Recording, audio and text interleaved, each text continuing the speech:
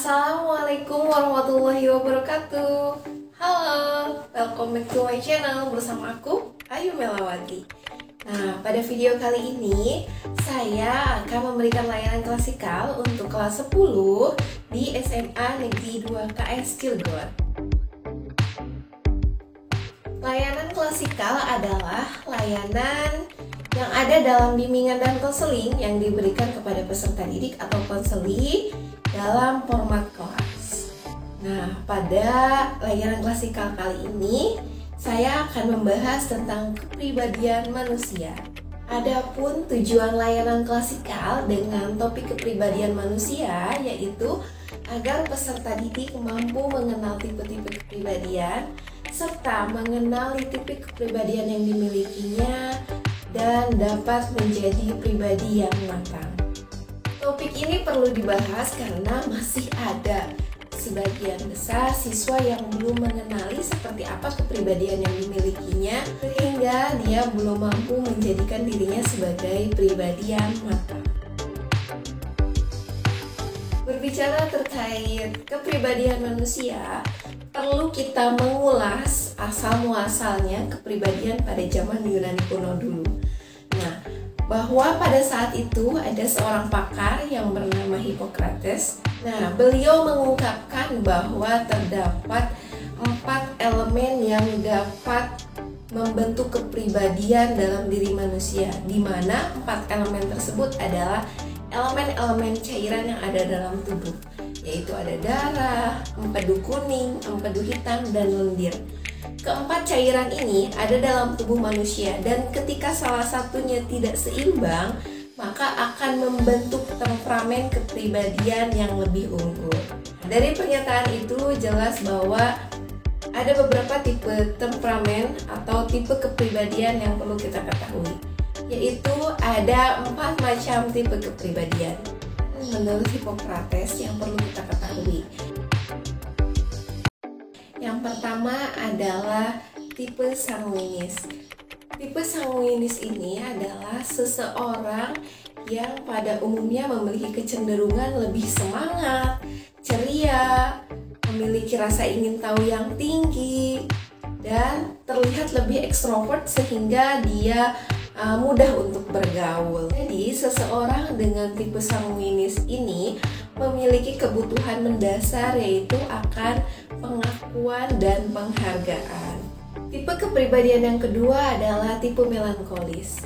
Tipe melankolis ini berasal dari empedu hitam, di mana seseorang dengan tipe kepribadian ini pada umumnya cenderung terlihat lebih serius, teliti dan tekun, dan lebih introvert.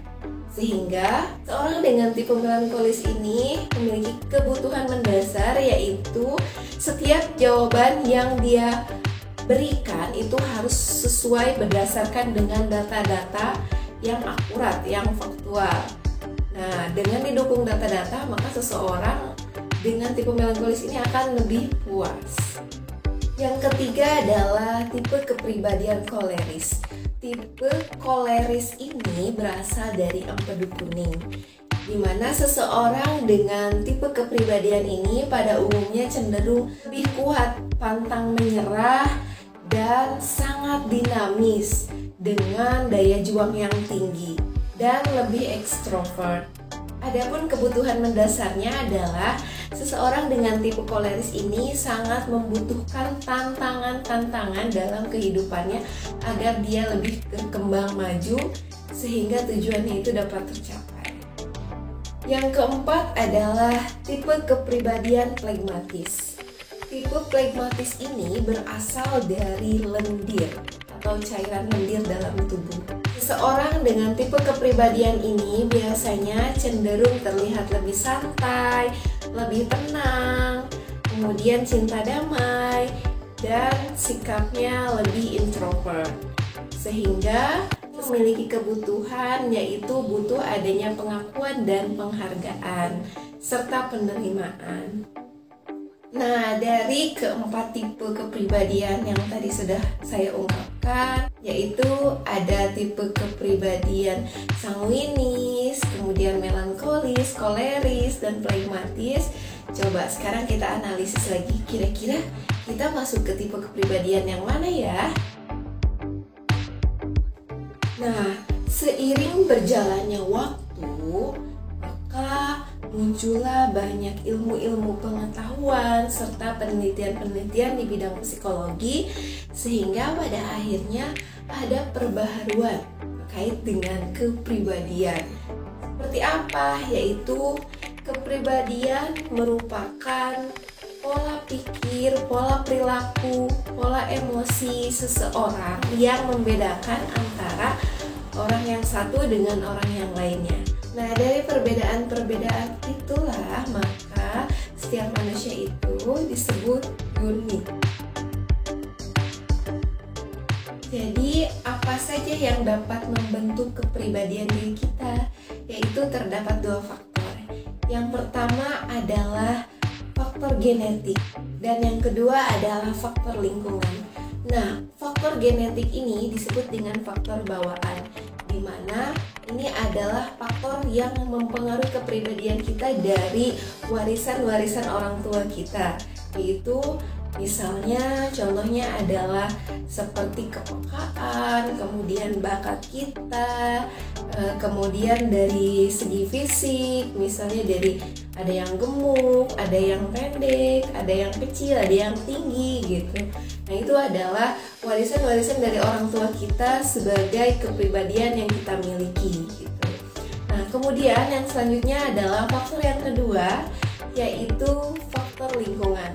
Nah, pada faktor lingkungan ini adalah berkaitan dengan di mana kita tinggal, maka itulah lingkungan yang akan mempengaruhi kepribadian kita.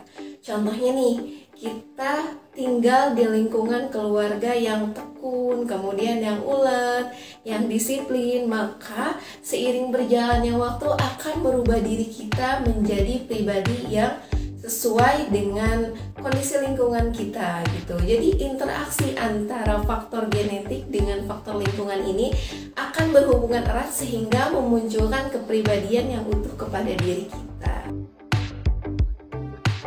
Nah, selanjutnya adalah yang akan kita bahas, mungkinkah kepribadian diri kita akan berubah? Jawabannya adalah bisa iya dan bisa juga tidak. Kenapa seperti itu? Karena kepribadian kita akan berubah apabila pada faktor lingkungan yang mempengaruhi kepribadian kita itu ikut berubah juga. Misalnya, yang biasanya ada di lingkungan yang tidak disiplin atau lingkungan yang bebas, kemudian saat itu seseorang dipindahkan ke lingkungan yang menjadi lebih disiplin, yang membuatnya lebih terorganisir gitu. Maka seseorang tersebut akan mengikuti pola-pola hidup yang ada di lingkungan barunya, sehingga lambat laun akan menjadi kebiasaan sehingga membentuk kepribadian barunya. Dan apabila lingkungan tersebut dapat merubah kepribadian kita menjadi lebih baik, itu adalah makna dari sebuah perubahan kepribadian yang positif. Sedangkan kepribadian yang tidak bisa dirubah adalah kepribadian yang berasal dari gen atau dari bawaan orang tua kita, yaitu dari warisan-warisan yang diturunkan kepada kita. Nah, contohnya, seseorang yang memiliki bakat musik dari orang tuanya diturunkan, yaitu bakat seninya itu akan selalu ada. Dimanapun dia berada, setiap tingkah laku, karakteristiknya pasti akan sedikit ataupun banyak membawa karakternya ke arah musikal atau ke arah seni tersebut gitu. Walaupun tidak seutuhnya, karena tadi ya dua-duanya faktor tersebut antara lingkungan dan bawaan atau genetik itu berkaitan erat sehingga menjadi satu kesatuan dan membentuk kepribadian kita. Jadi udah tahu ya jawabannya, bahwa kepribadian itu jawabannya bisa dirubah atau tidaknya adalah tergantung dari faktor yang mana. Kalau misalnya yang lingkungan mungkin bisa kita rubah, tapi kalau untuk faktor yang genetik kita tidak bisa merubahnya, karena itu sudah gen yang diwariskan dari orang tua kita. Dari pembahasan yang telah kita bahas tadi, maka dari itu kita perlu merubah diri kita menjadi seorang pribadi yang matang. Kepribadian yang matang ini menunjukkan akan tanggung jawab serta kedewasaan pada diri seseorang. Adapun cara agar kita menjadi pribadi yang matang, yaitu salah satunya adalah mampu menerima keadaan dan kondisi diri sendiri. Artinya kita bisa menerima apa kelemahan kita, apa kelebihan kita, dan menjadikan segala potensi yang kita miliki adalah sebuah anugerah dari Tuhan yang bisa membuat kita lebih optimal. Yang kedua, tips untuk menjadikan diri kita memiliki kepribadian yang matang adalah memiliki pegangan hidup yang kuat. Nah, salah satu caranya adalah dengan kita memegang teguh keyakinan kita atau agama yang kita anut. Seseorang yang kuat memegang teguh keyakinan agamanya, biasanya kehidupannya itu lebih kuat, lebih berpegangan teguh kepada agama yang dianut. Yang ketiga adalah tipsnya untuk memiliki kepribadian yang matang, yaitu mampu menjalin hubungan dengan orang lain dan hubungan tersebut dijalankan dengan rasa aman.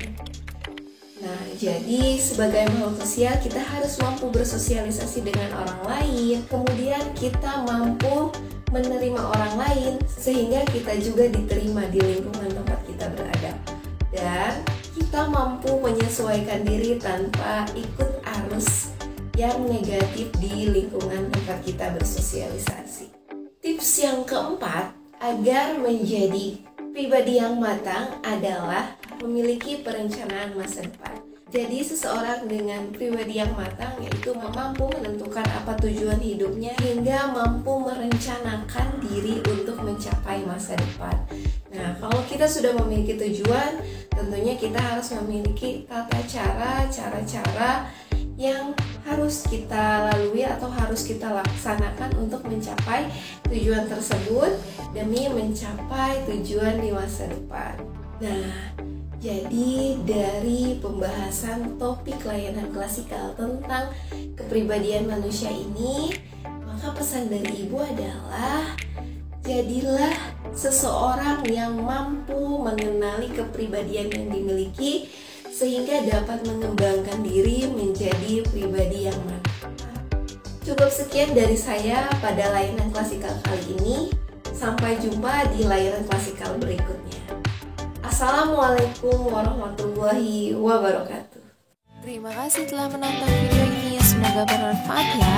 Dan jangan lupa klik tombol subscribe, like, dan aktifin notifikasinya agar kamu